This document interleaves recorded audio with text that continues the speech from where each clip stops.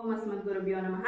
జయ శ్రీమన్నారాయణ. గోదాదేవి 3వ పాసురంలో ఈ వ్రతం వల్ల కలిగేటటువంటి ప్రయోజనాలను తెలియజేస్తుంది. బలిచక్రవర్తి వద్దకు వామనుడు 3 అడుగుల నేల కోసం వెళ్ళినప్పుడు బలిచక్రవర్తి 3 అడుగుల నేలను ఇస్తాను అనడంతో వామనుడు త్రివిక్రముడై లోకాలన్నిటినీ కొలిచినటువంటి పురుషోత్తముని చరణార విందములను పాడి ఈ వ్రతము అనేటటువంటి స్నానమును మనం ఆచరించినచో లోకమంతటా దుర్భిక్షములన్నీ తొలగిపోయి దేశమంతటా నెలకి 3 వానలు కురుస్తూ పంటలు కూడా త్రివిక్రముని వలె బాగా పెరిగి సస్యశ్యామలంగా ఉంటాయి.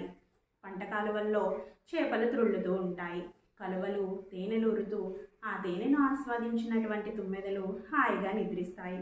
గోసంపద బాగా పెరిగి గోవులు ఔదార్యంతో పాలనిస్తాయి.